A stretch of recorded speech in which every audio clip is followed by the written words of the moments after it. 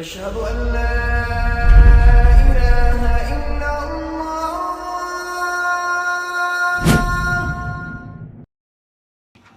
بسم الله والحمد لله والصلاة والسلام على رسول الله وعلى آله وصحبه ومن والاه. أما بعد, subhanallah, from the things that I wanted to say in that little talk was today's lesson is about husn al-khulq. Allah musta'an. We are still talking about some of the actions in which the Prophet ﷺ guaranteed the person who does it has a house in the higher levels of paradise. In this particular narration, the Prophet ﷺ said, أنا زعيم ببيت في ربض الجنة لمن ترك المراء وإن كان محقا وببيت في وسط الجنة لمن ترك الكذب وإن كان مازحا وببيت في أعلى الجنة لمن حسن خلقه. Prophet ﷺ said, I guarantee a house in the pastures in the outer parts of the paradise for a person who leaves argumentation even if he was correct. When you are debating someone, you're discussing something with someone, you need to make sure it's worth it. You need to make sure it's worth it. If you're debating with someone and you're not going to get anywhere, then this is not a debate that you should go through. And you're trying to convince someone, for example, that this is green. So it's red.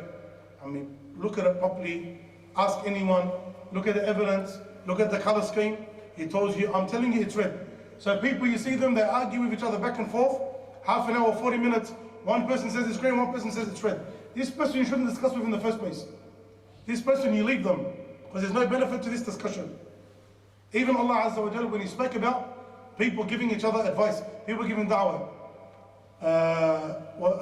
فَذَكِّرْ إِن نَفَعَتِ الذِّكْرَى. Remind if the reminder is going to benefit. And when you speak to people, it's important you speak to people that their minds are open, their chests are open to accept information. You go back and forth, they're mature, they understand. People that just want to prove that they're right, there's no point in arguing with them. And you know from the very beginning of a conversation that sometimes you talk to a person and you can sense straight away, this person, there is no point in arguing with this person. Why do people continue? Because they also have an issue now. It becomes a matter of pride. If I leave now, he's going to think he put it on me. If I leave now, it's going to look like I lost. If I leave now, he's going to say, oh yeah, I tried to speak to him, but he didn't. So you're like, no, I don't want to give him an excuse. And so you just stay arguing. At the end, what happened? You're only increasing a hatred for one another, and you just wasted time. Discuss a point with someone, debate a point with someone, but on the condition that it's going to be beneficial. If you want to show the truth, that doesn't need a discussion. You can easily say, this is the point, this is the hadith, this is the ayah in Quran, this is the scientific research, this is a person, an expert in the field that you can go back to and move on with your life. If they really want to go and research, then you at least have given them the tools or you've told them the places where they can go back to and discuss the matter. As for you to sit there and waste your time, 40 minutes, 1 hour, 2 hours with someone that doesn't want to listen to what you're saying, and a lot of the time you don't want to listen to what he's saying, and this again increases you nothing except for hatred for one another, and at the end everyone said what they're upon, all you did was waste time.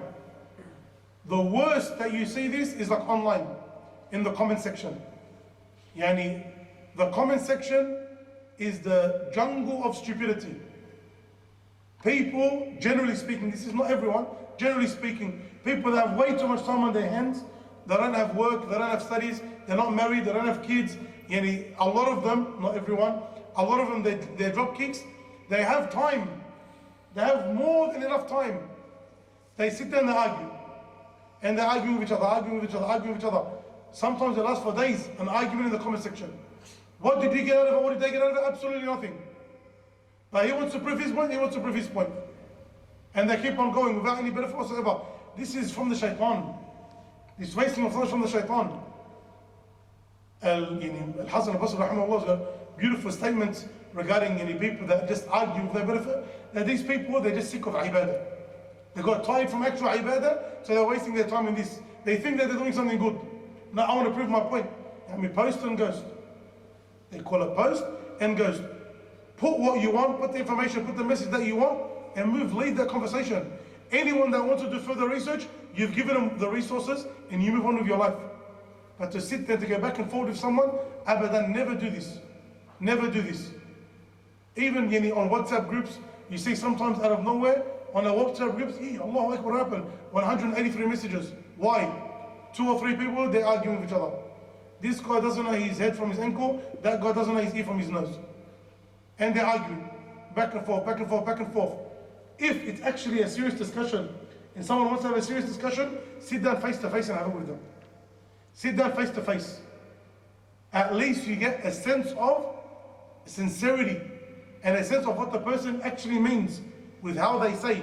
You can read their face, you can read their body language, you can read their signaling, and you get a sense, okay, he doesn't mean it in a bad way. But when you're arguing with someone, you're reading the message in a way that you are perceiving. So sometimes a person is trying to tell you something, and he's truthful, sincere, nice, and you think that he's attacking you. So it becomes a problem.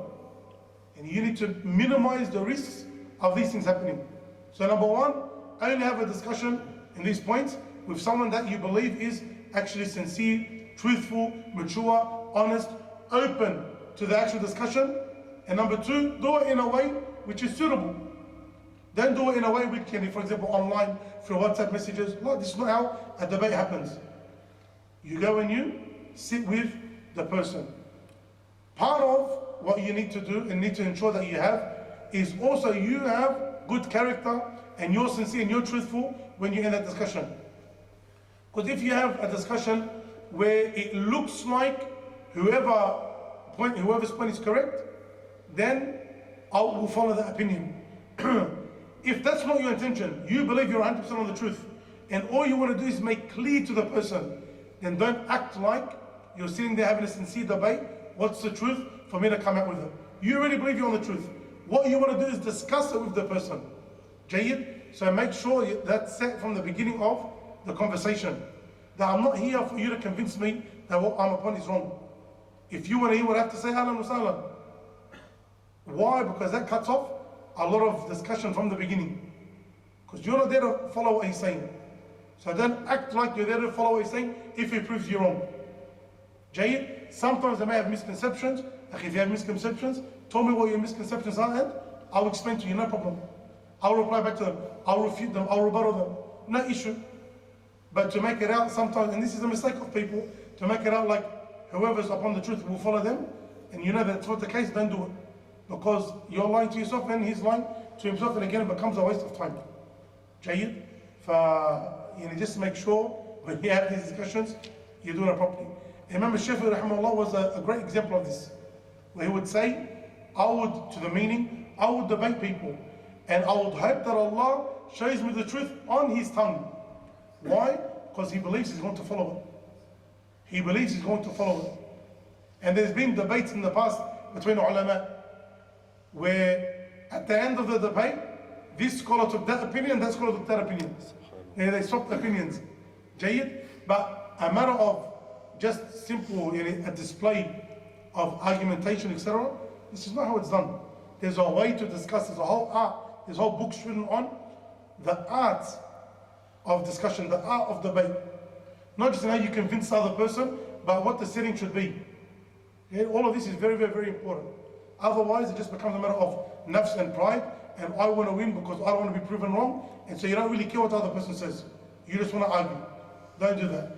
And if you, tabarakallah, have that much time where you can sit there arguing with a person for hours and days, then know that you're doing something wrong in life. Know you're doing something wrong in life. You need to be using your time a lot more productively. If the person that leaves this non-beneficial discussion, even though he is correct, the Prophet ﷺ guarantees him a house in the pastures of paradise, the open fields in paradise. Again, if you're wrong, you're wrong. There's reward, and the reward is different depending on the greatness of the act. So, for example, patience. And you want to be patient. Someone cuts you off in the street, so you start going off. And he parks his car, so in your mind, I'm going to get out and I'm going to rush this guy. But Allah barik, the guy gets out and he's 7 times your size. So you say, you know what, inna Allah ma'as-sabirin. I need to calm down. The Sheikh spoke in the khutbah about husn khuluq, and you do it and you drive off. This is not going to get you the reward, Jayyid. Like you, for example, doing that, and a guy gets out and he's 1,000,000,000 times smaller than you. Where you know you breathe hard enough and the guy's going to fly away. And you say, you know what, for the sake of Allah, I'm going to be patient. One, you know you're able. You know you can wipe the floor with the guy. But you're patient in that instance. This is where the reward is. Because you know you can do harm, you know you can do damage. But you left it for the sake of Allah. In this case, you know that you're right. You know that you're right. But why did you leave it? Because there was no benefit. So you left it for the sake of Allah. You didn't allow your nafs to get involved. Like, I'm right, I'm going to prove that I'm right. You were stronger than your nafs and you moved away from it. Okay? So this one has a house in the pastures of paradise. وَبِبَيْتٍ فِي وَسَطِ الْجَنَّةِ لِمَنْ تَرَكَ الْكَذِبِ. And a house in the middle of paradise for the one that leaves lying. وَإِنْ كَانَ مَازِحًا. Even if he's joking. Jokes are not, people use justifications. They use justifications as to why they commit a haram. Never use a justification to commit haram unless you're going to be able to use that justification on the Day of Judgment. For example, I was at this person's house and my wife hates that person. So when my wife asked me, where were you? I said, oh, I was at this person's house. Why did you lie? I don't want to have a headache. I don't want to have a headache. I don't want to get into an argument with my wife. Is that lie going to benefit you on the Day of Judgment? The answer is no, then. You're not allowed to use it. Where you at work, you said, you know what, I'm going to go and get a massage on my boss's, while I'm meant to be working for my boss, I'm going to get a massage. Heck, I'm next to the place, I'm going to waste an hour. Your boss tells you, I've been trying to call you, where were you? You say, oh, Wallah, I'm very sorry. I was busy at the job, I was concentrating, I didn't look at my phone was in the car. Why did you lie? I don't want to get fired. All of these are excuses that are not going to benefit you. Now, there are times where lying is allowed. There are times. What are the times? In times of war. At times of war. For example, you get captured by the enemy, and the enemy says, where's your platoon, for example? And you say, for example, they're in Wollongong. In reality, they're in Unindera. Okay, so you've done that for the greater good to protect your platoon. Okay? This is an example. Another example. If you're forced, for example, if you're forced to lie, like someone puts a gun to your head and say, do you know Raqib al-Sha'a? And you think, why? If you know I'm going to kill you. He said, look, I don't know him.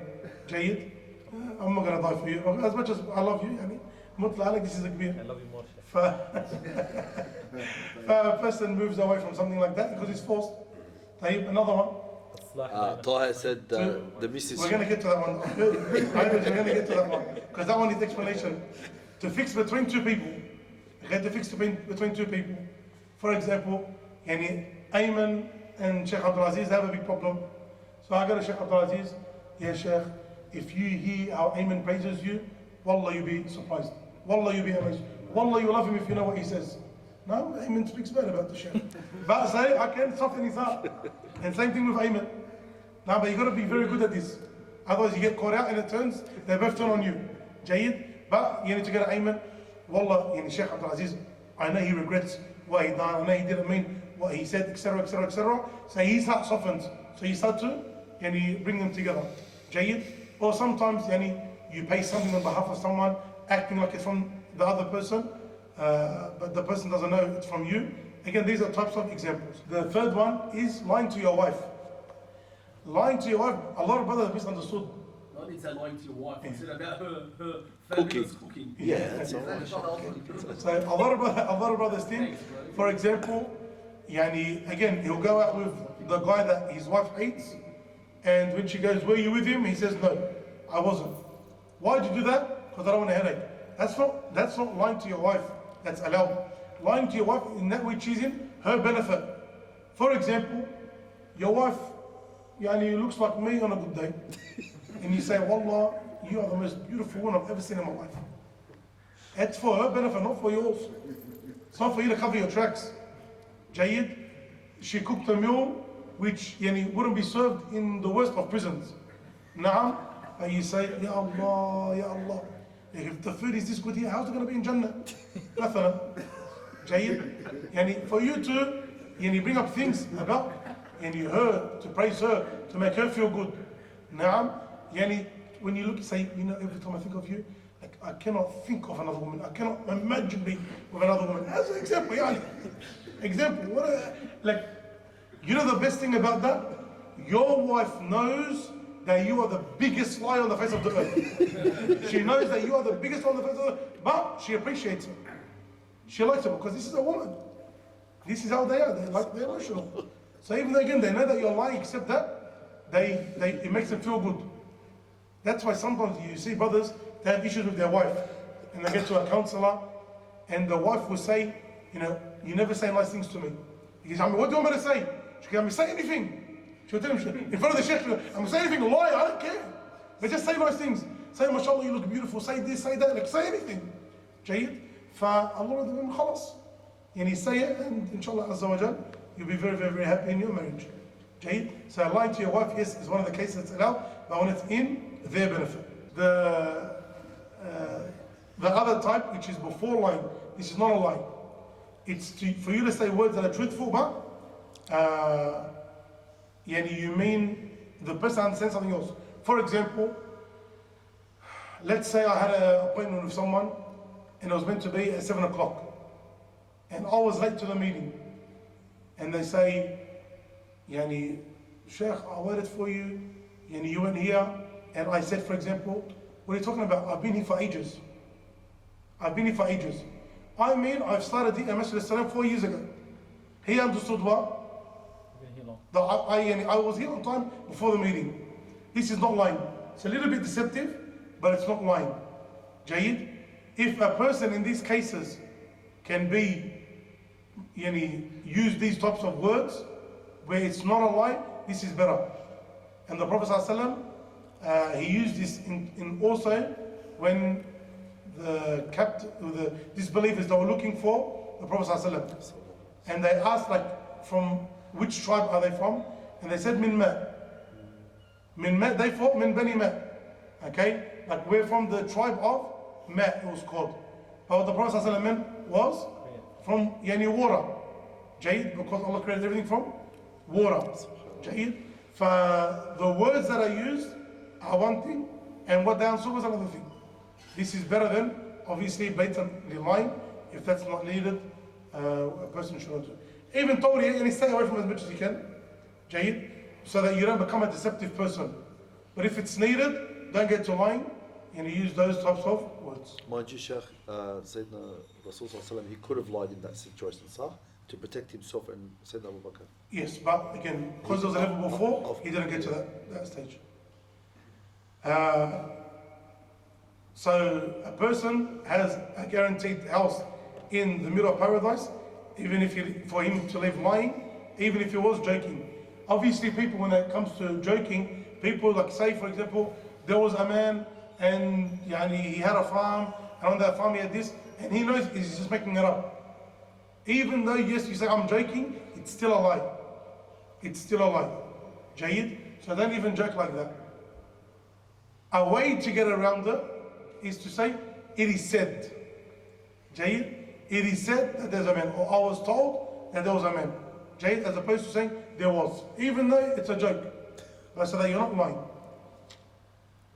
And the final one, وَبِبَيْتٍ فِي عَلَى الْجَنَّةِ لِمَنْ حَسُنَ خُلُقُهُ, and a house in the highest of paradise for the one whose character is good. This, wallah, part is so important. In a house in the highest of paradise for the one whose character is good. When the Prophet ﷺ was asked, عن أكثر ما يدخل الناس الجنة, قال عليه الصلاة والسلام, تقوى الله وحسن الخلق. The true fear of Allah Azza wa Jal and good character. Every single human being has instilled in them that they should be a good person. Every human being that's born has instilled in them already that they should be a good person. How then when you add to that you're a Muslim and that you're commanded by Allah to be of good character, and on top of that you get rewarded by Allah for being a person of good character. And not only that, you get great rewards for being a person of great character. This shouldn't be taken lightly. And this is why, wallah, it's upsetting. Where you see a person who's meant to be religious, but his akhlaq is bad. His character is bad. Because this should be an oxymoron. This should be opposites. It should be impossible. Should be. When you are a person that loves Allah, that fears Allah, that tries his best with Allah Azza wa Jal, in this case, you should understand that being religious is more than just praying and fasting, reading Quran, giving sadaqah, etc. This is one aspect of religion. One aspect. Other aspects of religion include your dealings with others. You are commanded by Allah to perfect the relationship with Him and also with others. Look at the hukuk in Islam, look at the rights that people have in Islam. Your wife has rights, your parents have rights, your kids have rights, your neighbor has rights, your boss has rights, your workers have rights. All of these people have rights. And the list goes on and on and on. Strangers have rights. In Islam, the street that you're there, it has rights. Animals have rights.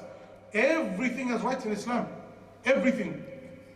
When you look at what Islam told you to be good to, it told you to be good in the hardest of situations. What's the worst situation a human can be in regarding harshness? It's in killing another person. Can you think of another person, another situation where where it's worse than you killing someone? Even then, between you and another person, that's a good thing for the person, Allah yadik. La ilaha illallah. Today, خلاص, you know what, in Wollongong, I should stop my lessons 7:35. After 7:35, خلاص. Doors are shut, lights are off. Allah astagfirullah. Killing, this is in terms of human interaction, the worst of things that a person can have. Even then, وَإِذَا قَتَلْتُمْ فَأَحْسِنُوا الْقِتْلَ. Even then, the Prophet said, and if you kill, then perfect the killing. Meaning, do it in the best possible manner. And if, for example, you're in war, don't let a person be tortured. Don't let a person go through pain. If you're in war and the killing comes, you kill the person. Or let's say there's corporal punishment, Jayid, or a punishment where the person is going to be killed. The sentencing is death. He's found guilty, now he's going to be put to death. Even how you do it is in the best of ways. You do it in a nice, quick way. You got to kill animals. If you slaughter in the best of ways. And with the animals, don't, for example, make them feed. Give them water to drink. Make sure the knife is sharp, etc. And you do things in the best of ways. With these things, you meant to have good character. And the tree doesn't have a soul. When you're in war, you're not allowed to cut down trees for no reason. You're not allowed to burn crops for no reason. You're not allowed to do things for no reason. Jayyid, all of that goes back to what? Your good character. The Prophet ﷺ tells us that خيركم خيركم لأهلي. The best of you are the best to their families. وأنا خيركم لأهلي. I'm the best of you to his family. And with your wives and children. رضا الله برضا الوالدين. The pleasure of Allah is for the pleasure of the parents.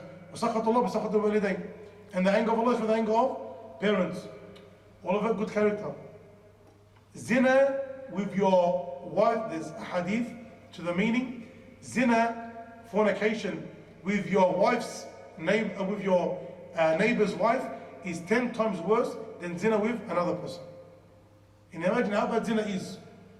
In this dunya, 100 whips if you're not married. And if you're married or have been married, stoned to death. Stoned to death. In the grave, turned into like a pit of fire, like an oven. People are burnt from inside. In the whole fire, punishment. Zina by itself is extremely bad. Zina with your neighbor's wife is 10 times worse than with another woman. Why? Part of the reason, because of the rights that they have upon you. Yeah, they have rights upon you. You're meant to look after their relationship.